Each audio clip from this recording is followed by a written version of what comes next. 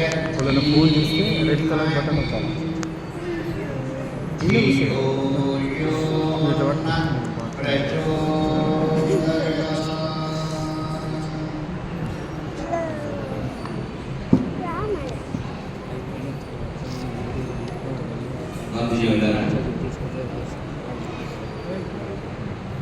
మన సాప్తాహిక కార్యక్రమంలో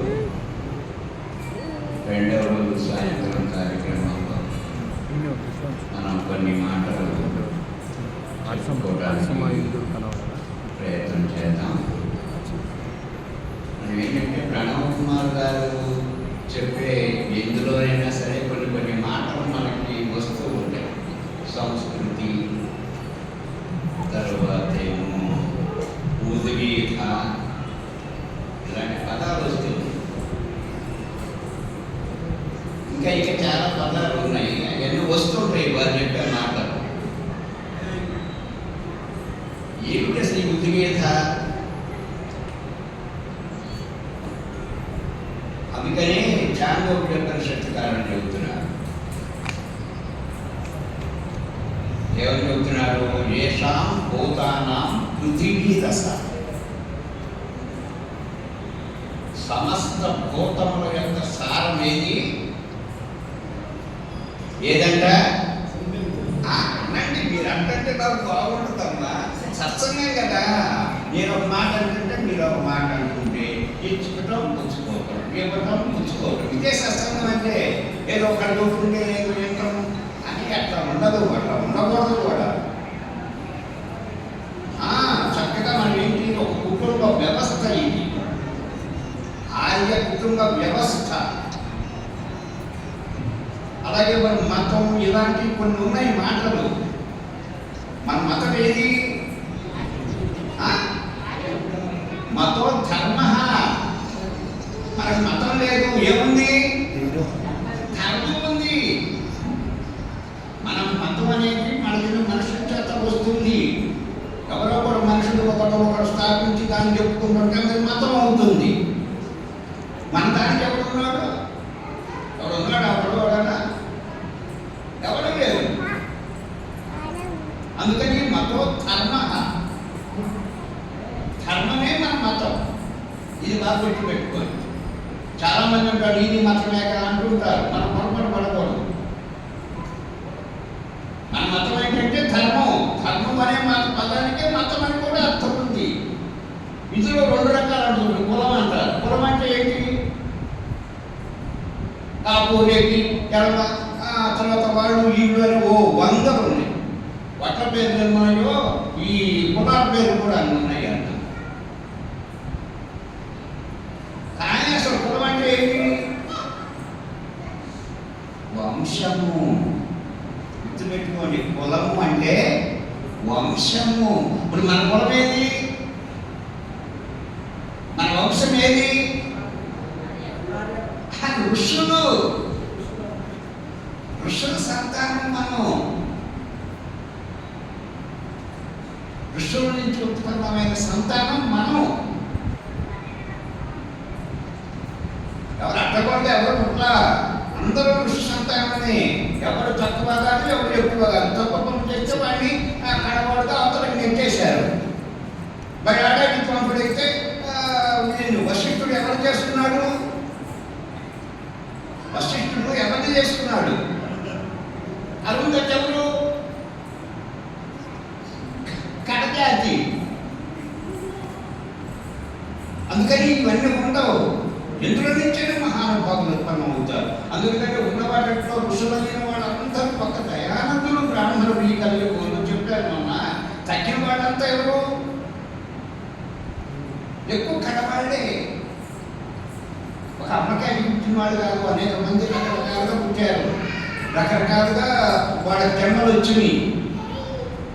అందుకని సత్యకాములని పేరు పొందిన వాళ్ళకు కూడా వాళ్ళ తల్లి చెప్పింది, అయ్యా నేను ఇంతమంది కొంపల్లో పనులు చేస్తూ ఉండే వాళ్ళ ఋషులు కొంపల్లో వాళ్ళలో ఎవరో అంటే ఒకటి ఉంటుందండి. అందులో దాన్ని ధర్మం సమీక్ష పెట్టాలంటే దానికి టైం ఉంటుంది. అందుకని ఏంటంటే వాళ్ళు సంతాన అపేక్ష కలిగినటువంటి స్త్రీ ధర్మబద్ధంగా సంతానం కలడానికి వీలుంది. అలాగే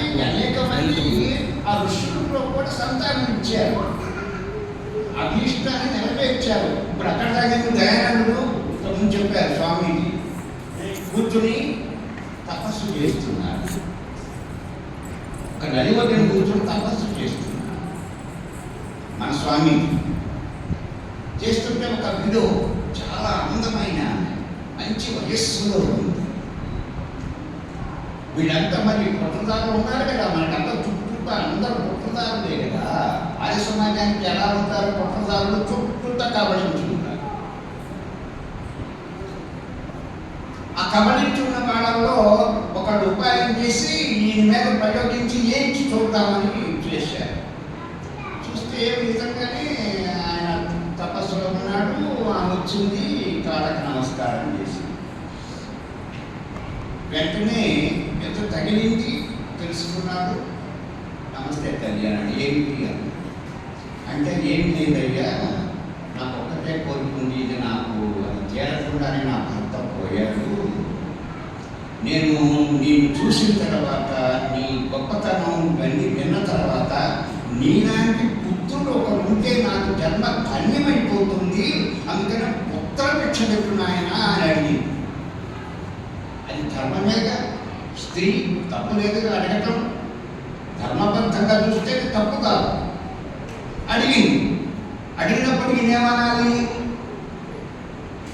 మరి ధర్మస్వరూపం కదా, మనమైతే ఏమంటాం? సంతానం కొట్టుకుంటాం. ఆయన ఏమన్నాడు? అమ్మా, సంతానం కావాలంటే 9 మాసాలు నువ్వు గర్భం ధరించి బరువు మోసి నానా అవస్థలు పడుతూ 9 మాసాల తర్వాత ఇంకా అనేక రోజులు గడిచిపోతాయి, నెలలు గడిచిపోతాయి. అట్లా వద్దు, నువ్వు అదే కదా నీకు ఒకటే కోరిక, నన్ను కొడుకు చేసుకోవాలని కదా నా నుంచి, నన్ను ఏమొద్దు, నువ్వు వెంటనే ఈ క్షణంలోనే నేను నీకు కొడుకుగా స్వీకరించమని ఆమెకు నమస్కారం చేస్తాను. ఎవరు ఉంటారండి ప్రపంచంలో? అందుకనే జ్ఞానం అంటే ఇది. జ్ఞానం తర్వాత రెండో చెప్పాను నేను, పరాక్రమం అని. పరాక్రమం అంటే ఇది సమయస్ఫూర్తి. అనేక రకాలుగా ఆయన బాధలు చేశారు, అన్ని రకాలుగా ఆయన ఇబ్బంది పెట్టారు, ఎన్నో చేశారు. అందుకని ఏంటంటే ఇట్లా సమయస్ఫూర్తి అనేది ఎంత నేర్చుకున్నామని కాదు, నేర్చుకున్న దానిలో నుంచి సమయస్ఫూర్తి కాదు. ఇది మాత్రం గుర్తుపెట్టుకోండి చాలా జాగ్రత్తగా. అందుకని ప్రార్థనా మంత్రాల్లో ఉంటుంది ఆ మాట. అది మన తర్వాత చెప్పుకున్నాము. ఇప్పుడు ముందు ఏషాం భూతానాం పృథివీ రస. పృథివీని పిండితే ఏమొస్తుంది? ఆపోరస. ఏమొస్తుంది అందులో నుంచి? భూమిని పిండితే 3 వంతులు నీరు కదా భూమిలో కూడా. పిండితే ఏమొస్తుంది? ఆపోరస. ఆప అంటే తెలుసు కదా, మనం అందరి సమాజీకులకు అందరికీ తెలుసు. ఆప అంటే నీరు. ఆపోరస. ఆపో ఈ నీటిలో ఏముంది? ఓషధులు ఉన్నాయి. అంటే సమస్త రోగాలన్నీ పోగొట్టే అప్సుమే సోమో భవతి. అసలు ఈ నీరనే దాంట్లో తగ్గని రోగం లేదు. నీటితో తగ్గని రోగం లేదు. ఎందుకని? ఇందులో ఏముంది? నువ్వు మింగే ముందు అందులో ఓషధి రస. ఓషధి అంటే ఆహారం అని కూడా, ఆహారం కూడా ఓషధి అని పేరు. ఓషధి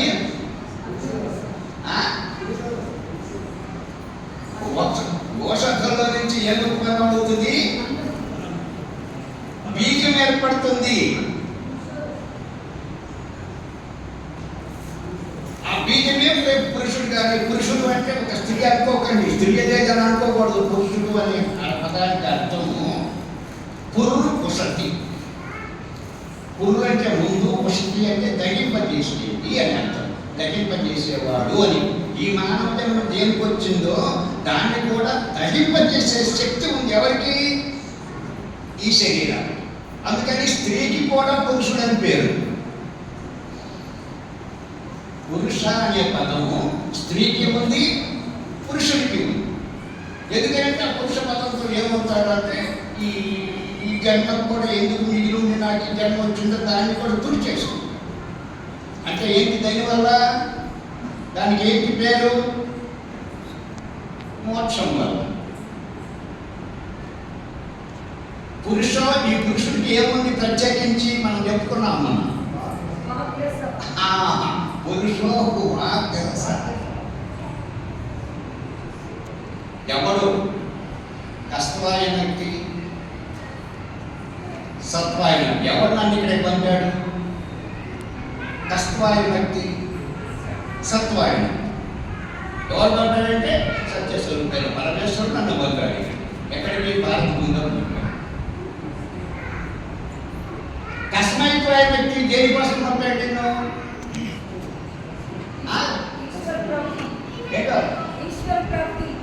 కస్మైత్వాయ వ్యక్తి. మళ్ళీ అక్కడ ఈశ్వరుడు కాదు. ఎవడు పంపాడో వాడిని తెలుసుకోవడానికి పంపాడు దీనికి ఇక్కడికి. మరి అక్కడ ఈశ్వరుడు అని ఇంకోవడం మళ్ళీ ఏం లేవు అక్కడ. ఎవడు పంపాడో వాడిని తెలుసుకునే అవకాశం ఉంది. వాడిని తెలుసుకోవడం కోసం పంపాడు నన్ను ఇక్కడికి.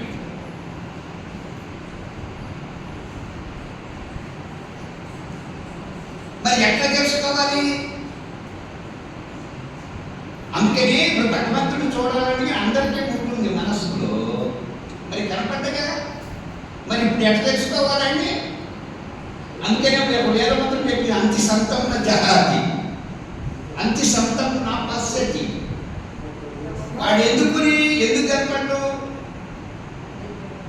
ఎందుకని కనపడ్డాడు చెప్పండి? ఎందుకు కనపడ్డాడంటే చూసే నీ కళ్ళు కూడా అతుక్కున్నాను. వీడికి అసలు ఎక్కడో దూరం లేదు, నీ కంటికి కూడా అతుక్కున్నాను. అందుకని కనపడ్డా. ఇప్పుడు నీ ముఖం నీ కనపడాలన్నా అర్థం దగ్గరికి ఇట్లా పెట్టుకుంటే కనపడతాడు. ఇట్లా పెట్టుకుంటే కనపడతావు. మన ముఖమే మనకు కనపడతాడు కదా. అందుకని బాగా అతుక్కుని ఉండటం వలన ప్రతి ఇంద్రియాలకి ప్రతి అవయవానికి అతుక్కుని ఉండటం వలన అతను మనకి గోచరం కావడం కనపడతాడు. మరి అప్పుడు ఏం చేయాలి మనం? దేవస్య పశ్య కావ్యం నమ్మ అజేయతి. బంగారు తల్లు మీ నోటంటే ఇట్లాంటివన్నీ మీరు గంభీరంగా చెప్పగలగాలి ఎక్కడైనా సరే. మరి నాకు కావాల్సినది అట్లుంటే నేను అసలు పొంగిపోతా. అది ఏదో అంటుంటారే అట్లా నాకు కావాల్సింది. అది సత్సంగం అంటే, అది పరిపూర్ణత్వం. ఊరికి చెబుతే అడుచుకుని అక్కడ ఎవరికి అబ్బాయి నేను రాలేదు ఇప్పుడే వస్తాను ఏం చెప్పారా? బాగానే చెప్పారు. ఏం చెప్పారా? బాగానే అది ఏంటో చెప్పున్నాయని అంటే బాగానే చెప్పారు అంటూ వెళ్ళిపోతాం. పరిస్థితి మాత్రది. ఇవాళ సత్సంగాలు పడి అది ఆర్య సమాజం సత్సంగం చేతి కాదు. ఇది గ్రామ ఏ గ్రామ యదరణ్యం ఏ సభ ఏ సంగ్రామ సంతయ చాలువదేమతి. జ్ఞాన విజ్ఞానములతో కూడిన ప్రతి మాట ఉంటుంది. నిన్ను గురించి, నీ ఊరిని గురించి, నీ జాతిని గురించి, నీ సంస్కృతిని గురించి నీకు ఏది కావాలన్నా సరే ఉందదు. అందుకని నువ్వు వేదం దగ్గరికి వెళ్ళు. ఇది నా గుర్తుపెట్టుకోవాలి. ఇట్లా మనం అట్లా పెడితే ఒకదాని తర్వాత ఒకటి పెడితే పురుషోరస. పురుషో వాగ్రస. నీ వాక్కులో ఉండాలంటే ఏంటి? వాక్ ఎలా ఉండాలి? ఇది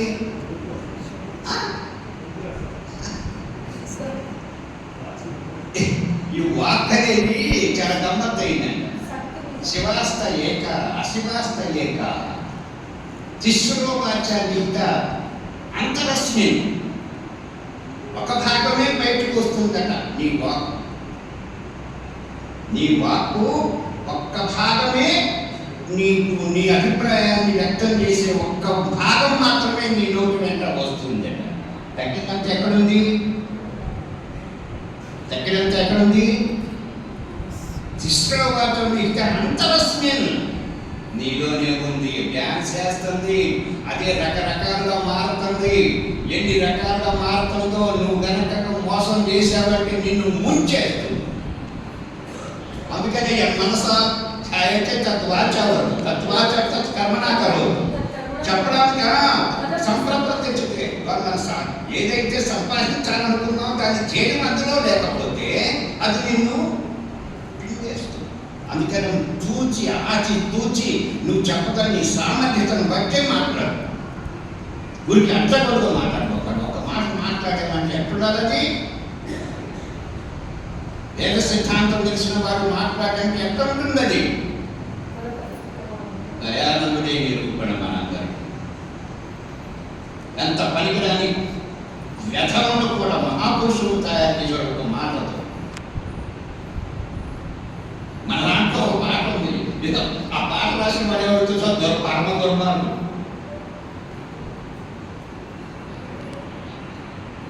ఎవరు ఈ పాట పాడింది అని అంటే పలానాయన ఇదేంటిలో బాగోని అంటే ఆయన మాటలో ఉండే సారము అతని మీద అంత తీవ్రత, అతనిలో ఉండేటువంటి మొత్తాన్ని పోగొట్టింది, పవిత్రతను తీసుకొచ్చాడు. అందుకనే దొంగలకు వ్యభిచారులే యోగులయ్యారు ఎక్కువ మంది. నేను మంచి బుద్ధిమంతులని మోసం తను చేసుకుంటూ ఉంటాడే ప్రమాదకారం. దుర్మార్గుల వల్ల మనకి నష్టం లేదు, మన వల్లే మనకి నష్టం ఉంది. అందుకని రోజు పొద్దున్నే అర్థంలో చూసుకొని నమస్కారం చేసుకొని విలువ ముందు దరిద్రం బాధ్య. ఇవన్నీ చిన్న చిన్న ఉపాయాలు.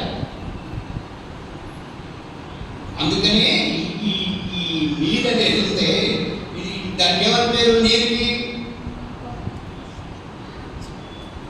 నారాయణ నారాయణ నారాయణ నారాయణ. మొత్తం ప్రపంచంలో ఉన్నటువంటి నీరంతా ఎంత ఉంది? సృష్టిలో 7 రెట్లు, ఇక్కడ 3 రెట్లే. పైన ఎంత ఉంది? 7 రెట్లు. ఆపో నారా ఇది ప్రోక్త ఆపోయి నరసోన్న యశస్యాయం తేన నారాయణ స్మృతార. నువ్వు నీరు తీసుకునేటప్పుడు ఎప్పుడైనా నారాయణ తీసుకున్నావా? ఎవరైనా తీసుకున్నారా? నారాయణ అంటూ సేవించే. అందుకనే భగవత్ స్వరూపం అని, భగవత్ స్వరూపాలనేవి ఈ రకంగా అన్నిటి మీద వాయువు, ప్రాణశక్తి. ఎవరి ప్రాణశక్తి? ఇప్పుడు ఈ జ్ఞానం ఉంది, వేద జ్ఞానము. అది ఎవరు? అది తీసుకుని చెప్పేవాడు అంతడు బ్రహ్మ. ఆ బ్రహ్మ చేసినటువంటి సృష్టి అది. తర్వాత పోషకుడు ఎవరు? ఈ ప్రాణదాత. ఎవరు? విష్ణు. విష్ణువు లయకర్త. ఓహులు ఆ భూమ. ఈ ముగ్గురు ఎవరు? బ్రహ్మ, విష్ణువు, శివుడు. ఆ శక్తులేవి భగవంతుని యొక్క శక్తులే ప్రకృతిలో ప్రతి దాంట్లోనూ నిబిడీకృతం చేసి మనందరికీ ఆయన సేవ చేస్తున్నాడు. ఏం చేస్తున్నాడు? ఆయన సేవ చేస్తున్నాడు. సేవ చేస్తున్నాడు. ఎవరికి? మనకి ఆదేవోత్సవ మనోయమతి పరమాత్మకి స్వతస్థ వ్యక్తిగా ఆయన మనకి తండ్రిగా సేవ చేస్తున్నాడు. అసలు ఇది తెలుసా కన్నా? నేను చేస్తాడు వాడికి సేవ అంటాడు. అంతసేపు వీడేం చేస్తాడు సేవ? ఈ భక్తులంతా నేను సేవ చేస్తానని పోయేదేమో ఈ అమాయకత్వాన్ని తీసుకుని కాళ్ళు విసుకుంటుని చేసుకుంటున్నారు. ఈ దళితులు ఆధ్యాత్మిక చింతన ఎంత దారుణంగా మారిపోయింది, అంత దారుణంగా మారిపోయింది. వీటన్నిటినీ చైతన్యవంతం చేయాల్సిన బాధ్యత ఎవరి మీద ఉంది? మన మీద. అందుకని పృథివీ రసక, పృథివీ ఆపో రసక, ఆపో ఓషధయ రసక, ఓషధీనా పురుషో రసక, పురుషో వాగ్రస, వాగో వాగో ఋగ్రస. ఋగ్వేదం. ఋగ్గులో ఏముంది? ఋగ్వేదంలో ఏ మంత్రం ఉంది? అసలు ఏమిటి దీని స్థితి? అసలు చెప్పేది మొదటి ఋగ్వేదం కదా. అది ఏ కాండ? అది జ్ఞానకాండ. ఋగ్వేదం అనేది జ్ఞానకాండ. ఆ జ్ఞానకాండలో ఏమని చెప్పింది? ఎన్ని వస్తువులు ఉన్నాయని చెప్పింది సృష్టిలో? ఈశ్వరుడు, జీవుడు, ప్రకృతి. అందుకే దానికి మంత్రము ఉంది కదా మనకి. ద్వా ఈ పూర్తి ఏంటి ఇక్కడ? ద్వా ద్వా సుపర్ణ సజ్జ సఖాయ సమానం వృక్షం పరిషస్వజాతే తయో అన్య పిప్పలం స్వాదు అత్తి అనస్మరణ్యో అభిజాత సీతి. ఆలంకారికంగా ఋగ్వేదంలో భగవంతుడు చెబుతున్నాడు, నాయన ఒక మహావృక్షం ఉంది నాయన, ఆ మహావృక్షాన్ని ఆశ్రయించుకుని 2 పక్షులు ఉన్నాయి. ఏమున్నాయి? ఆ 2 పక్షులకి ఏమి లెక్క చెప్పాడు?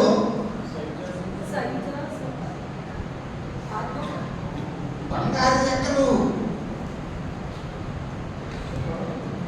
ఏది రెక్కలయ్యి అంటే బంగారు రెక్కలు అంటే ఏంటి? శక్తివంతమైనవి. బంగారం మెడల్లో వేసుకుంటారు. ఎందుకు? శక్తిగా. ఏమ్మా ఎందుకు వేసుకుంటారు బంగారం మెడల్లో? దొంగలెక్కి దొంగ చెప్పడానికి నేను వేసుకుంటున్నారు. అది యాంటీబయోటిక్ అండి. బంగారం అనేది ఏంటంటే యాంటీబయోటిక్. ముసలాళ్ళని కుర్రాళ్ళని చేస్తుంది ఇంత అసభ్య. అందుకని చచ్చ ముసలాడు ఏం చేస్తాడు? బంగారు రేకులు చేయించుకుని, ఉండవాళ్ళు ఐశ్వర్యవంతులు ఉంది, బంగారు రేకులు చేయించుకుని వేడన్నంలో వేసుకుని రోజు తింటారు. మరి దశరథుడు కొన్నాడు అయ్యాడుగా మరి సంతానం నీటానికి ఇట్లాంటి అనేక మహిమలు ఔషధులు ఎన్ని చేసి ఆయన మరి కుర్రాన్ని చేసి సంతానం కలిగేటట్టు చేయగలిగారు ఋషులు. ఈ సంభవం కానీ కాదు, సంభవం అయ్యేదే. అయితే వాడే తప్పు అయ్యా. ఈ తిని ఏం చేస్తున్నారు? ఈ ఖర్చంతా నాకు బట్టలు ఎందుకు, నేను ముసుగుతామం పోవాలి, కొడతనం రావాలన్నది. కానీ అందులో కూడా కొంత ప్లస్ చేసుకోవాలని చెప్పి ఇదంతా కూడా పాట పెట్టుకుంటాడు. కొంత వస్తుంది ఆధారం. మా నాన్న తెలియగలరు కదా, టాయిలెట్స్ని ఇచ్చుకుంటారు. వాటిలో నుంచి మళ్ళీ వాడేం చేస్తాడు? దాని ఆట అనుకున్నాడు కదా, అందులో నుంచి కొంత వాడు తీస్తున్నాడు. ప్రతి వస్తువు మనకి శక్తి మన శరీరం తీసుకుంటుంది, ఘన పదార్థాన్ని విడుదల చేస్తుంది. లేకపోతే మరి ప్రమాదం. అట్లా ఇవన్నీ అన్నమాట. వీడియో మాటలు మాట్లాడుతుంటే ఇంట్లో ఏనాడైనా సరే మొదటి నుంచి అందుకని సుపర్ణ సైక్య సఖాయ సమాన వృక్షం పరిషత్ స్వజాతి. 2 పక్షులు ఇదేంటి మీద ఉన్నాయి? వృక్షం మీద ఉన్నాయి. ముందు గుర్తుపెట్టుకోండి, వృక్షం మీద ఉన్నాయి. ఈ వృక్షం అనేది లేకపోతే పక్షులు లేదు, ఉన్నా కూడా మనకి వ్యక్తం కావు. అందుకని ఇప్పుడు ఈ వృక్షం అనేది ప్రకృతికి సంబంధించింది కదా. ఇప్పుడు ప్రకృతి లేకపోతే నువ్వు లేవు, దేవుడు ఉనికి లేవు. అందుకని ఈ ప్రకృతిని వికృతిగా మార్చి ప్రకృతిని ఏం చేస్తున్నారు? దాని మూల రూపం ఏదైతే ఉందో, అసలు ప్రకృతి మూల రూపం ఏం చెప్పండి అసలు?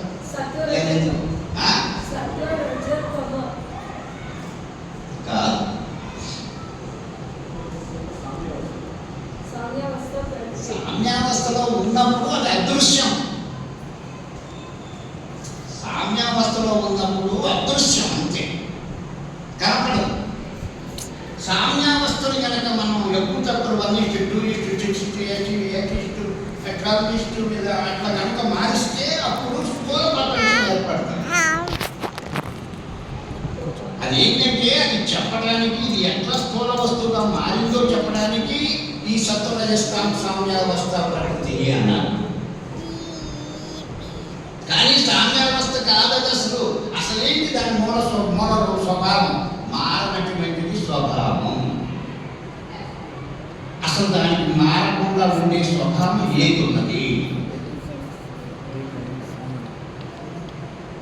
దాన్ని మార్చాడు. ఎవరు మార్చారో ఆ తెలివి ఎవరి దగ్గర ఉన్నాయో వారు మార్చారు. అసలేంటి?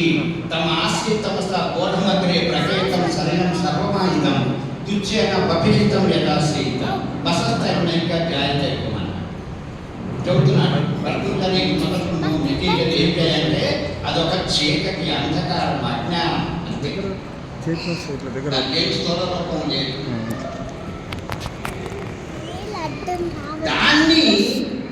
దాన్ని మనకి కావలసిన విధంగా దానిలో ఉండే తమస్సులు ఏదైతే ఉన్నాయో అందులో ఉంది కదా.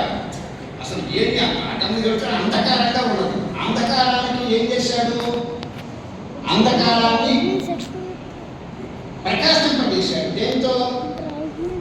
అందుకనే వృత్తంచ సత్యంచ అభిధాత తపస్సు అత్యగాడి. దేంతో మార్చాడు దాన్ని? అనంత సామర్థ్యము, అనంత జ్ఞానము చేత ఏం చేశాడు దాన్ని? అగోచరంగా ఉన్నదాన్ని గోచరమైనట్టు చేయగలిగాడు. అది ఒక్కడ వాడు వాళ్ళని ఎందుకు చేయాల్సి వచ్చిందని? అది ఎందుకు చేయాల్సి వచ్చిందంటే మళ్ళీ జీవుల్ని పంపాలి కదా. జీవుడికి జీవం కాదు. ఈ కూడా మామూలుగా అసలు జీవం కాదు. మొదట్లో ఇవన్నీ కూడా మనం చెబుతారు. ఇప్పుడు జీవుడి యొక్క స్వభావం ఏంటి అని అడిగితే మీరేం చెబుతారు?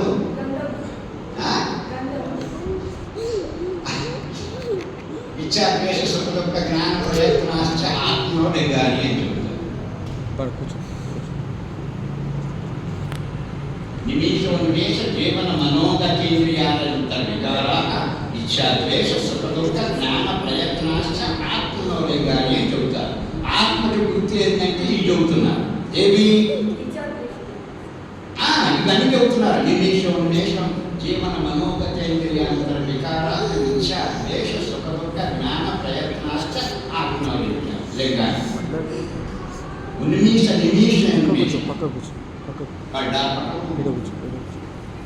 రకరకాల క్రియలు జరుగుతున్నాయి కదా.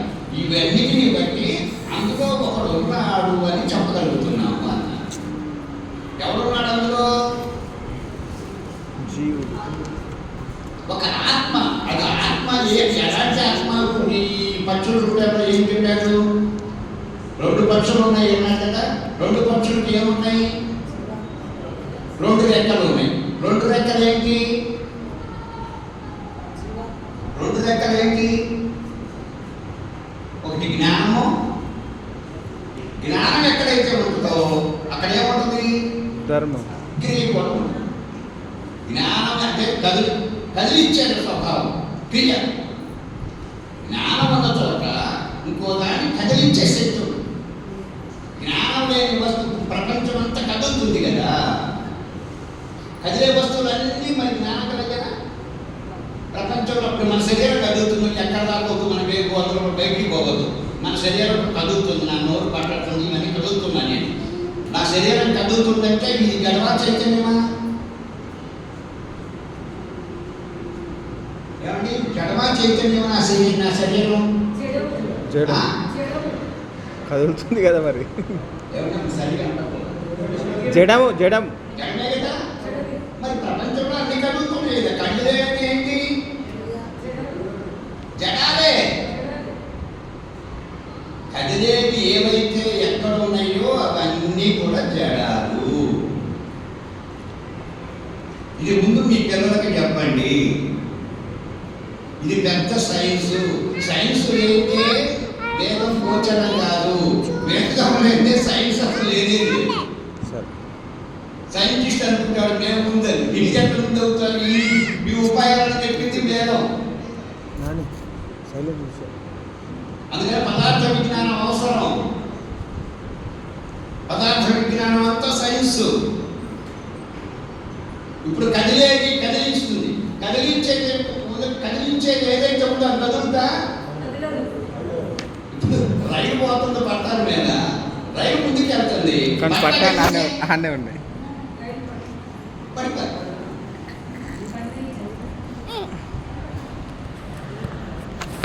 చిన్న ఉపాయాలు పిల్లలకు చెప్పేసి మనం ఇందాక వాళ్ళని ఈ వైపు నుంచి ఈ సృష్టి ఇవన్నీ కూడా మనకు చాలా తేలిగ్గా వాళ్ళకి అర్థమయ్యేటట్టు మనం చెప్పడానికి. అందుకని ఇప్పుడు ఈ కథల నుంచి మనకి కదిలించే శక్తి కలిగి ఇప్పుడు 2 ఉన్నాయి. ఏంటవి? ఇక్కడ 2 పక్షులు ఉన్నాయి కదా. 2 వృక్షం మీద మాత్రం కాదు, గుంపు అటు ఉంది అట్లా దాని మీద కూడా ఈ రెండు పక్షులు, ఈ రెండు పక్షులు క్రియ చేస్తాయి. ఒకటేమో రెక్కలు ఇప్పి ఉంది, ఒకటేమో రెక్కలు ఇప్పి ఏం చేస్తుంది, ఆ చెట్టు మీద ఉండేటువంటి ఫలాలను తీసుకుని భుజిస్తుంది. కానీ ఒక చెట్టు, ఆ చెట్టు మీద ఉన్న పక్షి ఏం చేస్తుంది, రెండు మొదటిది అదేమి తినటం, తినకుండా అది భోగించకుండా ప్రకాశిస్తూ మాత్రమే ఉండేది. ఇదేం చేస్తుంది, ప్రకాశిస్తూ ఈ బిడ్డలు కానీ వాటికి భోజనాలు పెడుతూ వాటిని అమ్ముకునేసుకుని ఆ చెట్టు మీద ఉన్న భోగాలన్నీ అనుభవిస్తాం. ఇప్పుడు మనకు అర్థమైంది కదా ఏంటో.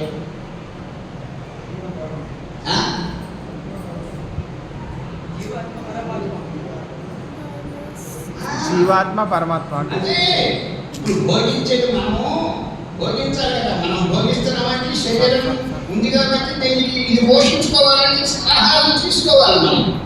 దానికి అది లేదు కాబట్టి దానికి ఆహారంతో పని లేదు.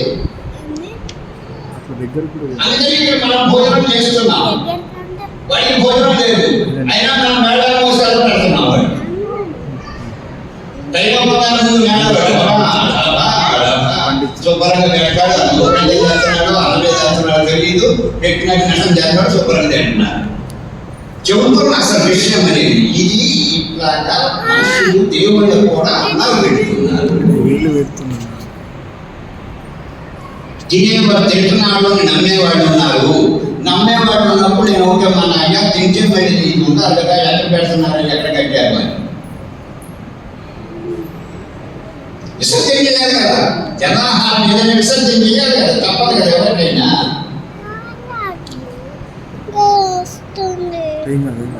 అట్లా ఈ మంత్రాన్ని మనం వేసి చేసుకుని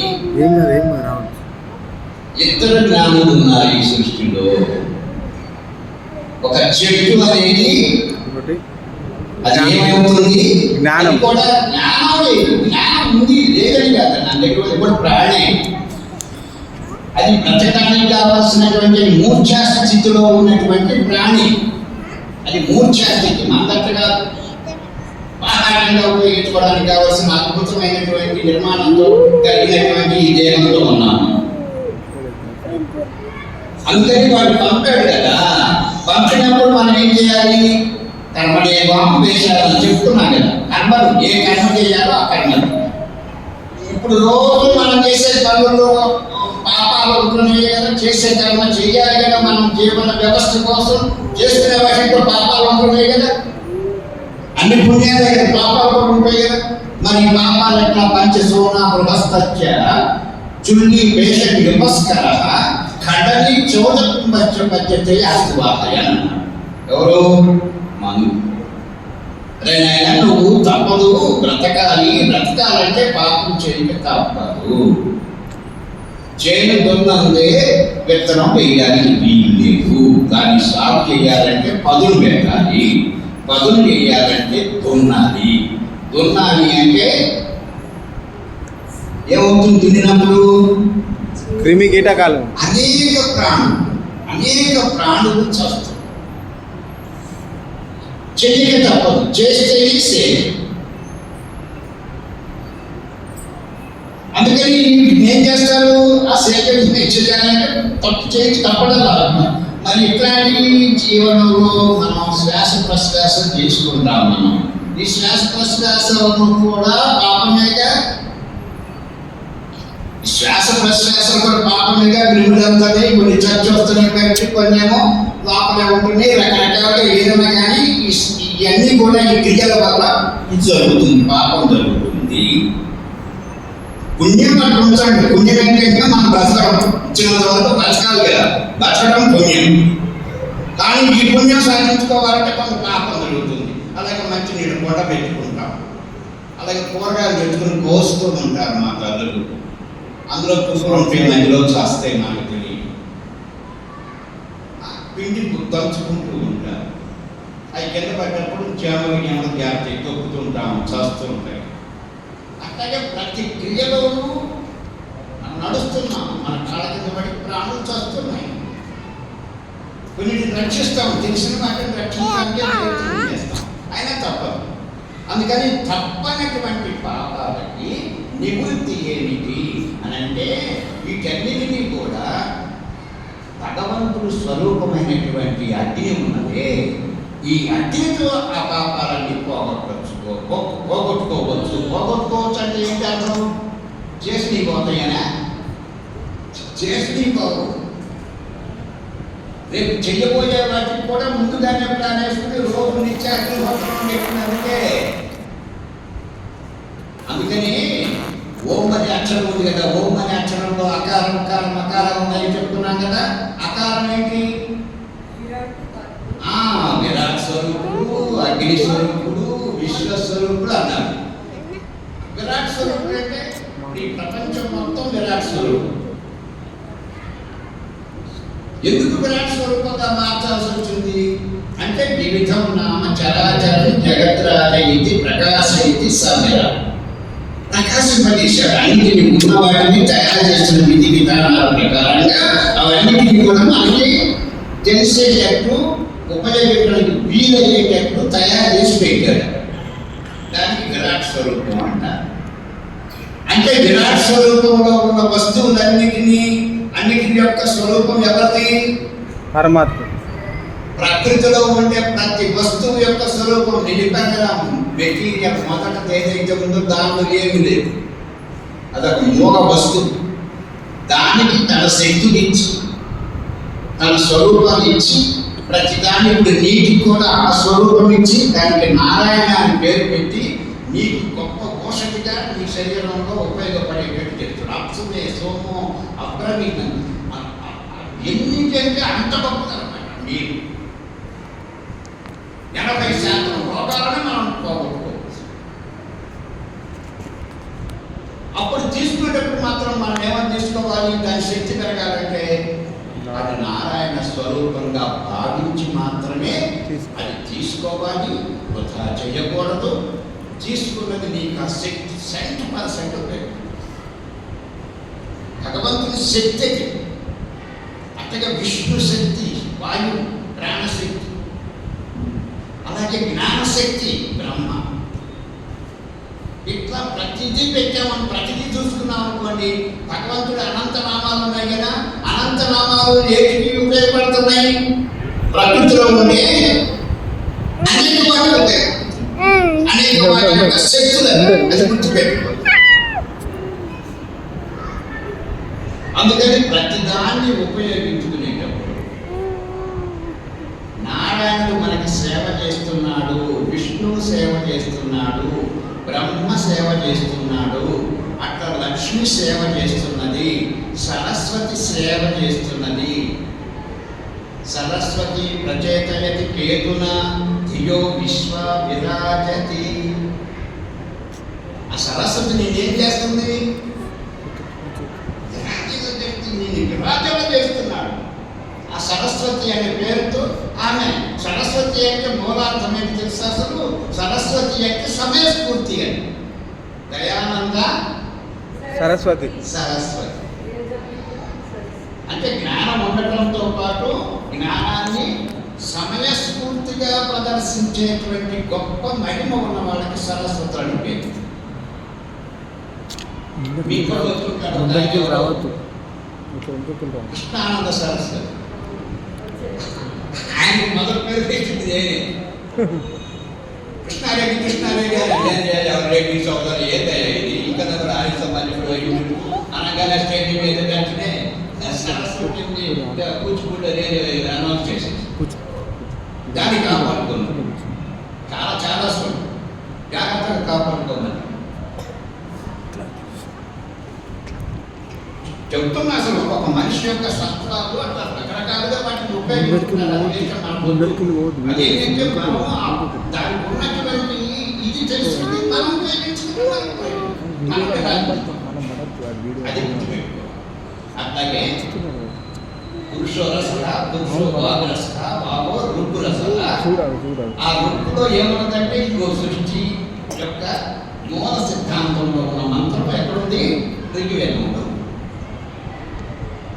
అని ఆ మంత్రం ముందు మనకు తెలిస్తే ఈ సృష్టిలో దేవుడు జీవుడు ఒక్కడిగా ఒకటి గుర్తుపెట్టుకోవాలి.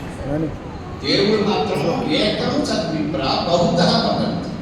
ఎందుకు బహుధా వదంతి అంటే సృష్టిలో ఉన్నటువంటి ఈ పనికిరాని వస్తువులకి తన శక్తులు ఇచ్చి అవన్నీ కూడా బిడ్డలకు ఉపయోగపడేటట్టు చెప్పారు కదా. ఆదేవోత్సవం మనోయవత్తు పరమాత్మ నుంచి స్వరస్థ బిడ్డలంగా మనం భావించే తండ్రిగా మనందరికీ వీటన్నిటిలో మార్చి మన జీవన వ్యవస్థకు ఇవన్నీ కూడా అందుబాటుగా అన్ని పెట్టేసి మరి అలాంటి వాడిని నేను నా వాక్కుతో నిన్ను చెప్పలేని జన్మ నాది ఏం జన్మ? నువ్వు ఇన్ని చేస్తున్న నిన్ను నా వాక్కుతో నీకు చెప్పలేని జన్మ నా జన్మ ఏం జన్మ అని మనం అనుకోవాలి కదా. అట్లా అనుకున్నప్పుడు నీలో ఉజ్వలమైనటువంటి శక్తి నీకు వస్తుంది. గుర్తుపెట్టుకోవాలి, ఉజ్వలమైన శక్తి వస్తుంది, మామూలుగా. అది ఎవరికి వాళ్ళకి అని అనుభవించే వాళ్ళకే తెలుస్తుంది, కానీ మామూలు వాళ్ళకి తెలియదు. అందుకని ఈశ్వరుని అందరి భక్తి విశేషం చేత ఆత్మ అర్పించి ఉండేవాడు ఎవడైతే ఉన్నాడో వాడికే ఆ శక్తి వస్తుంది. వాడికి అనేక ప్రదర్శనలు అప్పు చేస్తా. అంటే కాళ్ళు లేనివాడు కొండమెక్కుతాడు, పంపు లంగయతే గిరి, వాకం కరోతి వాచాలం, మగవాడు కూడా మాట్లాడే శక్తి వస్తుందట. ఎంత విచిత్రం! వేద మంత్రం ఉంది, అభ్యుర్నోతి. ఇదే మంత్రం అభ్యుర్నోతి నగ్నం విషక్తి విశ్వం ఖ్యాత విశ్వన భూమి. ఇది వేద మంత్రం, అందులో ఇది ఉందన్నమాట. దాన్ని ఎవడైతే ధారణ చేసుకున్నాడో కాళ్ళు లేనివాడు కొండలెక్కగలడు, నోరు లేనివాడు మాట్లాడవచ్చు. ఇవన్నీ కూడా నా చమత్కారాలయ్యా, మీరు గమనించుకోండి. నా చమత్కారాలు అలా ఉంటాయి. నా మీద భక్తి విశేషాలతో అర్పించి ఉంచుకో. నీకు కావాల్సినంత వస్తువు ఉంది, నీకంటే చాలది. స్వాదూకిలాయం మధువానుతాయం తీవ్రకిలాయం రసవానుతాయం ఉతోన్వస్య పపివాంసం ఇంద్రం నాకచ్చ సడవేతు అని వేదమంత్రం ఉంది. అదేంటి? రసం.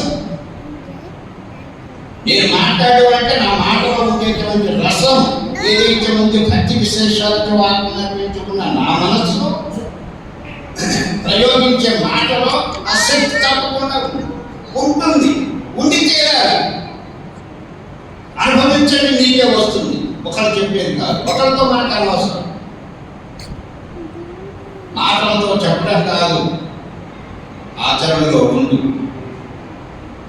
అన్నీ అమర్చును, శ్రద్ధ కలిగి ఉండు, జ్ఞానము వెలుగుచుండు. ఇది గుర్తుపెట్టుకోవాలి. మనకి ముందు కొద్దిగా భక్తి కొద్దిగా ముందే ఉండమాట వాస్తవం, కానీ అది ఎట్లుంది మన అవసరాలు.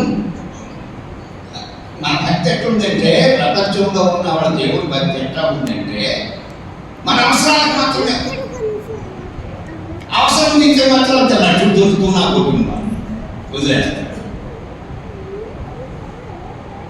అందుకని ఏ అవసరం ఉందో అవసరానికి ముందే మొక్కు. అది చేరగానే అంటే వాడు ఇచ్చాడు అనుకుంటున్నాడు, చేరగానే అది దొంగతనం. అందుకనే అన్నాడు, దొంగతనం చేసేవాడు నాకు బాగా ఇవాళ బోని బాగా అవ్వాలి అనుకుంటాడు. వ్యాపారం చేసాడు, అన్ని పనులు చేసేవాడు వాడి ఇంటికేదో వాడు దాస్తున్నాడు.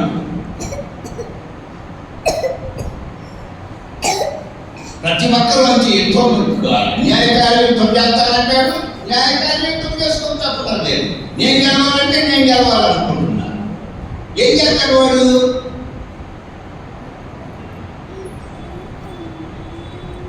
ఇలా ఉంటుందన్నమాట. ఆయన మీద నాటకాలు చేస్తున్నాడు.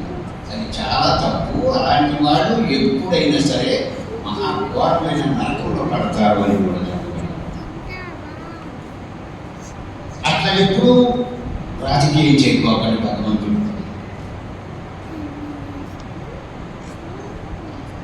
వాడేం చెబుతున్నాడు, అరే నాయన జ్ఞానం మన ఇద్దరి మీద నీకున్న జ్ఞానం ఎలాంటిదని చెప్పి నిన్ను ప్రోత్పలం అహమితి పిటు పరిమేత మృత చక్ర అహం సూర్య యుగాని, నువ్వు సూర్య సమానం నాయన. ఎవరు చెబుతున్నాడు మనకి? భగవంతుడు చెబుతున్నాడు, నువ్వు సూర్య సమానుడివి, నేను ఎదుర్కోదలుచుకున్న వాడు ఎవరి ప్రపంచంలో లేడు,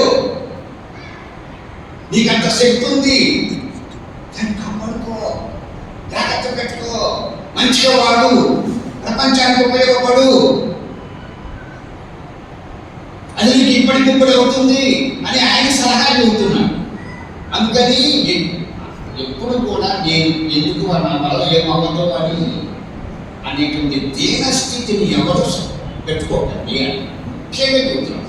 ఎవ్వరు కూడా ఎంతటి వాడైనా సరే, ఎంతటి పిరికి వాడైనా సరే దీనస్థితిని పెట్టుకోకండి ఖచ్చితంగా. కానీ నువ్వు చేస్తూ నేనున్నా, నీకెందుకు? అందుకని గోపదేవ్ గారు అనేవాడు, నేను ఇంతవరకు చెప్పాను, చెప్పిన దాన్ని మీరు తీసుకుంటున్నారు, నేను చేస్తూ ఉండండి, ఏదన్నా నీకు దొరికినప్పుడు వాడే గారు చూపిస్తాడు అనేవాడండి. ఇదే మాట అనేవాడు గోపదేవ్ గారు, మీరు విన్నారో లేదో మరి. ఇదిగో నేను నేర్చుకుంటే మీకు చెప్పాను, మీరు చేస్తూ ఉండండి, మీకు వాడే జాగ్రత్త. ఎంత భక్తి, ఎంత విశేషమైన భక్తి ఉందో చెప్పాను కదా. దయాళుడికి ఎంత ఆ మంత్రాల మీద ఎంత పట్టు ఉన్నదో చూశాను, చెప్పాను కదా. నేను చావకుందును కాక అనేటువంటి మంత్రం తెలుసుకున్నాను. ఎవరు చంపలేరు, నీ ఆజ్ఞ లేనిదే ఎవరు చంపలేరు అని తేలిక బొమ్ము దులిపేశాడు అందరు. ఆ సమయం వచ్చింది, తప్ప నీకు ఇంతే ఉంది అన్నాడు. దాంతో అందుకనే భగవంతే ఇచ్చాకున్నావు, నీ కోరిక నెరవేర్చుకో అని చెప్పేశారు అన్నాడు కృష్ణుడితో చెప్తూ. అందుకని అట్లా వాగ్రస వాగో రుగ్రస రుగో సామో రస సామో ఎక్కడుంది అది, ఆ వాక్ ఎక్కడుంది, రసం, ఆ రసం ఎక్కడుంది? సామవేదంలో. సామవేదంలో మాత్రం ఏంటిది? ఇప్పుడు చెప్పారు కదా, స్వాదుఃఖిలాయం మధువాన్ముతాయం తీవ్రకిలాయం రసవాన్ముతాయం వేద మంత్రం. అగ్నిం మందం కురు ప్రియం క్షీరం పావక శోచిషం కురుద్భికి మంత్రేవి భీమగే. వాటర్ తాగితే కాసేపు దిగుతున్నాయన, కానీ ఈ వాటర్ కనుక ఎక్కించుకున్నామంటే అసలు జీవితంలో దిగను ఆయన. మంత్రం మత్తు ఎందులో పడతావు నువ్వు? భగవద్భక్తి అనే మత్తులో పడిపోతాడు.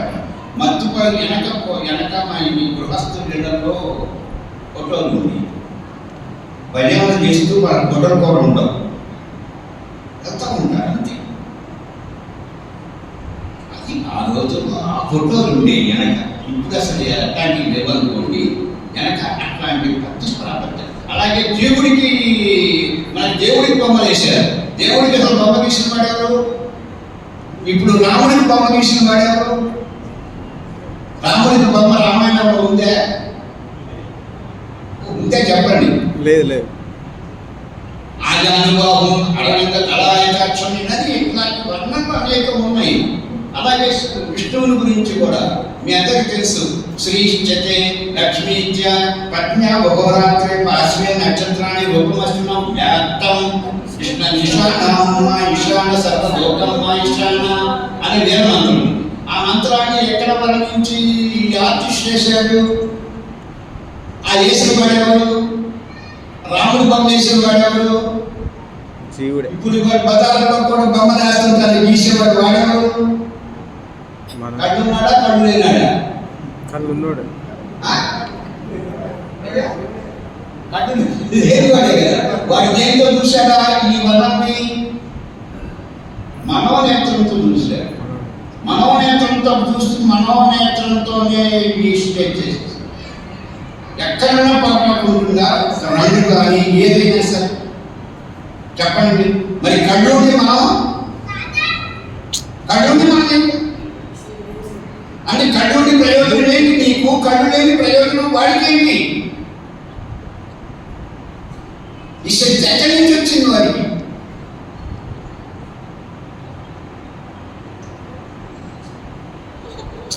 ఆడెవరో తెలుసా చేసిన వాడు గుడ్డివాడు రఘువర్మ. ఎవరు అడ్డారు? రఘువర్మ అని కడులే ఇలాగ చెప్తున్నారు మహానుభావులు. వారి మీద బొగ్గుతూ వేసేసి అట్లా వచ్చినీయే ఈ బొమ్మ. ఇవాళ ఆ బొమ్మకున్న ప్రాధాన్యత వేటికి లేదు. అదే అవసరానికి కొనడానికి కూడా వాడుతున్నారు. చెబుతున్నా అసలు అట్లా మనమేమో కాగితాల మీద వీటి మీద ఇట్లాంటి వేసుకుని పవిత్రమైన వాటిని మన అవసరానికి మళ్ళీ ఆ అదే కాగితాన్ని ఇంకో రకంగా వాడుతున్నాం మనం.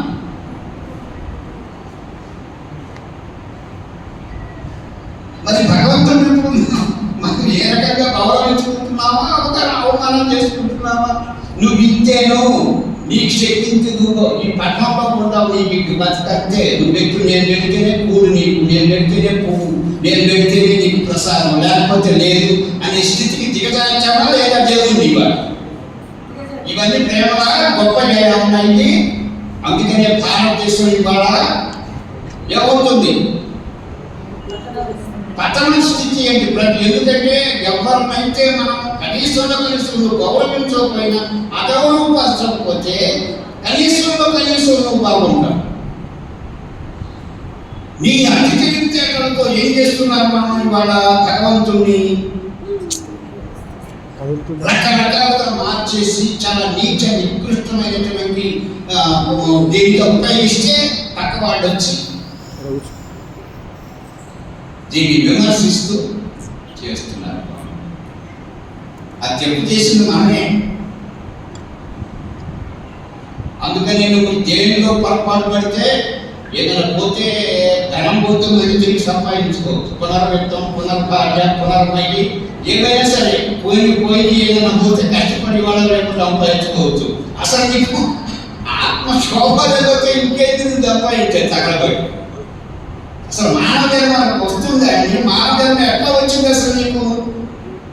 పరిత్య భూతాన్ని పరిత్య లోకాన్ని సర్వ ప్రతిశో దిశ ఉపస్థాయ ఆత్మనాత్మనాభిషం దిశేశారు. అనేక జన్మలు ఎత్తి ఇంటిలో ఇది బాగలేదు, ఇది బాగలేదు, ఇది బాగలేదు వస్తుంటే ఈ దేహం తయారు చేసి ఇందులో ఇచ్చిన తర్వాత ప్రాణాలు అన్నయ్యంట. ఏ దేహం ఇచ్చావయ్యా భగవంతుడా? ప్రాణాలకున్న బుద్ధన మనకు లేదండి. ప్రాణాలు స్థితిపడ్డాయి. ఏ శరీరంలో ప్రాణాలు స్థితిపడ్డాయి? మానవ శరీరం, కేవలం మానవ శరీరం. ప్రాణాన్ని అపానాన్ని కలిపే అద్భుతమైన చర్య.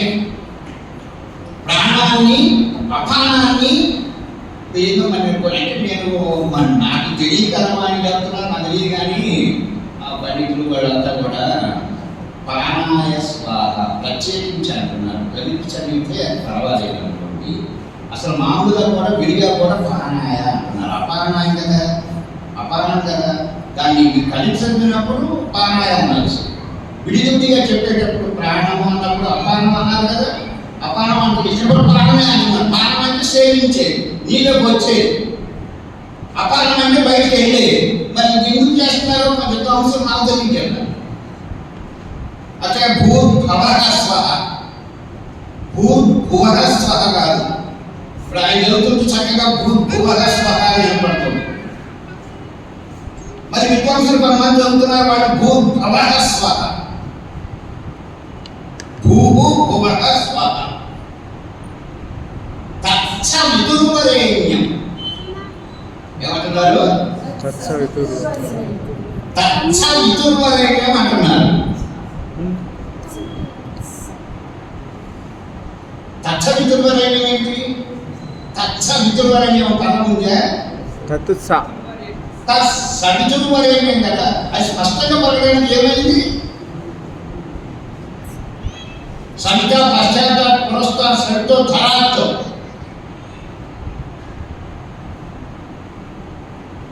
గాయత్రి మహామంత్రం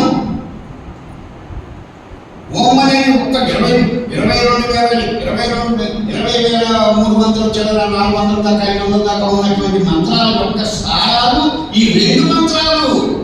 వీటిలోని మనం పక్కన పెడితే రోజు ఎట్లా తత్తు అంటే ఆ సవిత అంటే చెప్తుంది. అందులో మొదటి దేవతది, మంత్రానికి ఉన్న ప్రధానమైన భూమిక అది. తత్సవితుర్వరేణ్యం అని పిల్లల దగ్గర నుంచి అంటున్నారు, పెద్దలు అంటున్నారు, పండితులు కూడా అంటున్నారు. అదేమంటే పలకడానికి సౌలభ్యం అంటారు కొంతమంది. అది ఏది ఏమైనా అది మాత్రం నాకు తెలిసినంత వరకు నేను అట్లా చదవను. అట్లా గోపదేవ్ గారు ఎప్పుడు మాకు అట్లా చెప్పలేదు. ఈ పానాయ అనేది మాత్రం స్పష్టంగా బయటకు అంటున్నారు, అది కూడా వింటున్నాను. అయితే ఏంటంటే మరి వాళ్ళకి కలిసి జరిగినప్పుడు పానాయం రావచ్చు, అందరూ విడగొట్టినప్పుడు ప్రాణము అపానం అన్నారు కదా, అక్కడ కూడా ప్రాణమే అంటున్నారు. అదేంటో నాకు తెలియదు. చెప్తే పొరపాటు అనుకుంటే నేను మార్చు, నాకు అభ్యంతరం లేదు. నేనేం చదువుకున్న వాడిని నేను మొదటే చెబుతున్నా. నాకేం పెద్ద ఇందులో ఈ భాషాపరమైన పాండిత్యం నాకు లేదు. కానీ భావం చెడకుండా ఎక్కడైనా చదువుకోండి మంత్రం. భావార్థం చెడకుండా మంత్రం ఎక్కడైనా చదువుకోండి, తప్పు లేదు. పాటగా వాడుకోండి.